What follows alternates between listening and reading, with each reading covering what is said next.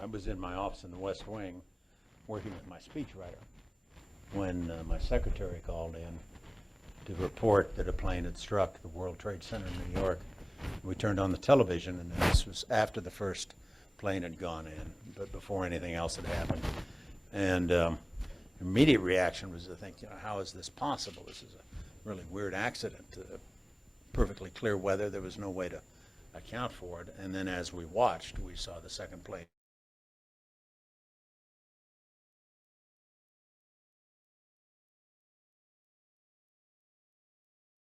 World Trade Center within minutes of each other, and not have it be anything but a terrorist attack. Shortly after that, I talked to the president down in Florida, and we talked about a statement. He was getting ready to issue a statement, and that was whether or not it was proper to talk about terrorism within that context of that statement, and we both agreed it definitely was. And the words he used was probably a terrorist attack. On September 11, 2001, at 9:06 a.m., counterterrorism czar Richard Clarke is driving up to a gate outside the White House when an aide calls him, tells him the other tower was just hit.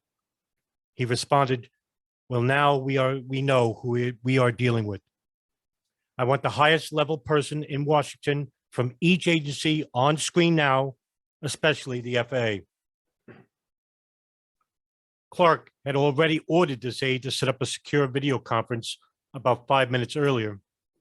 A few minutes later, he finds Vice President Dick Cheney and National Security Advisor Condoleezza Rice in Cheney's White House office.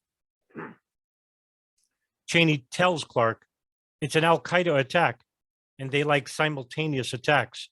This may not be over. Rice asks Clarke for recommendations, and he says, "We're putting together a secure teleconference to manage the crisis." He also recommends evacuating the White House. However, evacuation does not begin until 9:45 a.m. after a critical 40 minutes had passed. Rice also noted that the Secret Service wants them to go to the bomb shelter below the White House. And as Clarke leaves the other two, he sees Rice and Cheney gathering papers and preparing to evacuate. 14 minutes later, President George W. Bush works with his staff to prepare a speech he will deliver at 9:29 a.m. He intermittently watches the television coverage in the other room of the school, according to the Albuquerque Tribune, dated September 10, 2002. He also speaks on phone to advisors, first calling National Security Advisor Rice, then Vice President Cheney, then New York Governor George Pataki. Bush often turns to look at a television screen and declared, "We're at war." Bush later claims he makes no major decisions about the crisis until after boarding Air Force One at 9:55 a.m. Vice President Cheney and National Security Advisor Rice are hunkered down in the bunker below the White House and are told by an aide that an airplane is headed toward Washington 50 miles away. The plane is American Airlines Flight 77. Federal Aviation Administration Deputy Monty Belger would later say, "Well, we're watching this target on the radar, but the transponder has been turned off, so we have no identification." They are given further notice when the plane is 30 miles away, then 10 miles away, until it disappears from radar. Transportation Secretary Norman Mineta gives virtually the same account before the 9/11 Commission. However, the 9/11 Commission later claims the plane heading toward Washington is discovered at 9:32 a.m. At 9:45 a.m., at some point after the White House is evacuated, Richard Clarke institutes continuity of government plans. Important government personnel, especially those in line to succeed the president, are evacuated to alternate command centers. Additionally, Clarke gets a phone call from the Presidential Emergency Operations Command Center, where Vice President Cheney and National Security Advisor Rice are positioned. An aide tells Clarke Air Force One is getting ready to take off with some press still on board. President Bush will divert to an airbase. Fighter escort is authorized. And tell the Pentagon they have authority from the president to shoot down hostile aircraft. Repeat, they have authority to shoot down hostile aircraft. However, Acting Joint Chiefs of Staff Chairman Richard Myers wants the rules of engagement clarified before the shoot down order is passed on. So Clark orders that pilots be given additional guidelines before receiving shoot down authorization. Richard Clark's account that Cheney is giving shoot down authorization before 10 a.m. matches Secretary of Transportation Norman Minetta's account of seeing Cheney giving what he interprets as a shoot down order before the Pentagon crash. However, the 9/11 Commission later asserts that Cheney doesn't make the shoot down decision until 10 to 10:05 a.m. Also, the 9/11 Commission claims that Cheney tells Bush 3 planes are still missing and 1 has hit the Pentagon. Bush later says that he doesn't make any major decisions about how to respond to the 9/11 attacks until after Air Force One takes off, which fits with this account of Bush approving shoot down authorization shortly after takeoff, which happens after 10 a.m. Officially, at 10:05 a.m., according to 9/11 Commission staff report, Vice President Cheney is told that a combat air patrol has been established over Washington. Cheney then calls President Bush to discuss the rules of engagement for the pilots. Bush officially authorizes the shoot down of hijacked aircraft at this time. According to a Washington Post article, which places the call after 10 a.m., Cheney recommended that Bush authorize the military to shoot down any such civilian airliners as momentous a decision as the president was asked to make in those first hours. Bush then talks to Defense Secretary Rumsfeld to clarify the procedure, and Rumsfeld passes word down the chain of command. Cheney and Bush recall having this phone call, and National Security Advisor Rice recalls overhearing it. However, as the commission notes, among the sources that reflect other important events that morning, there is no documentary evidence for this call. Although the relevant sources are incomplete, others nearby who were taking notes, such as the Vice President's Chief of Staff, Louis Scooter Libby, who sat next to him, and Dick Cheney's wife, Lynn Cheney, did not know the call between the President and Vice President immediately after the Vice President entered the conference room.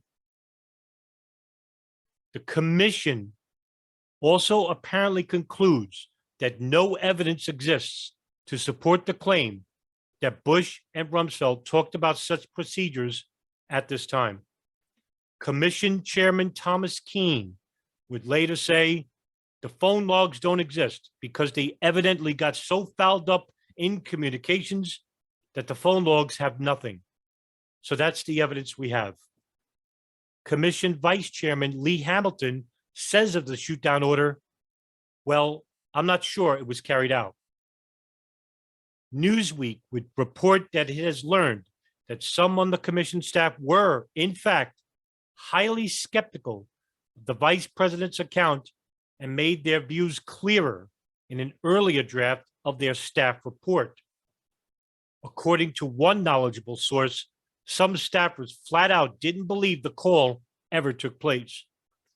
According to a 9/11 Commission staffer, the report was watered down after vigorous lobbying from the White House. An account by Canadian Captain Mike Jelinek, who is overseeing NORAD's Colorado headquarters, where he claims to hear Bush give a shoot-down order, as well as the order to empty the skies of aircraft, appears to be discredited. Vice President Cheney and other leaders now in the White House bunker begin receiving reports from the Secret Service of a presumably hijacked aircraft heading towards Washington. The Secret Service is getting this information about United Airlines Flight 93 through links to the FAA. However, they are looking at a projected path not an actual radar return, so they do not realize that the plane crashed minutes later.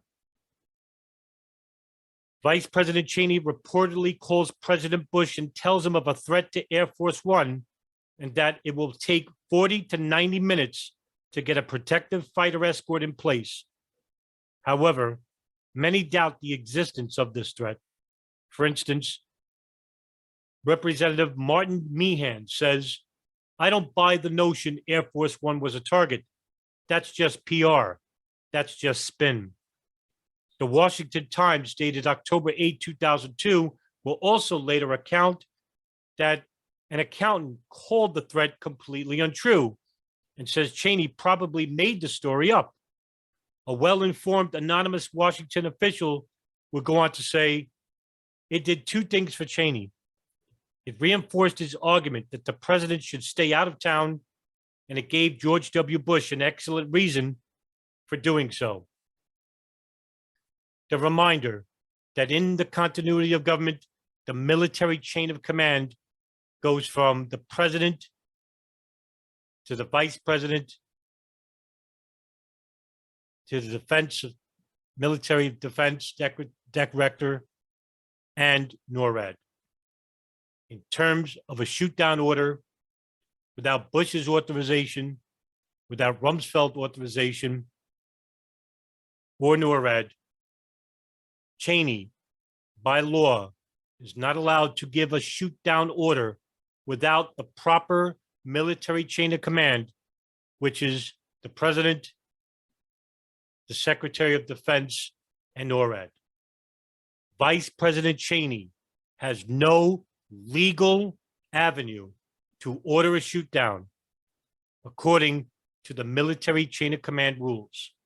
However, it seems that with Bush in Air Force One, with Rumsfeld outside of the Pentagon helping people in the attacks, Cheney was running the federal government and was the only one who could speak with any authority against the military chain of command, mind you, regarding a stand down or shoot down order.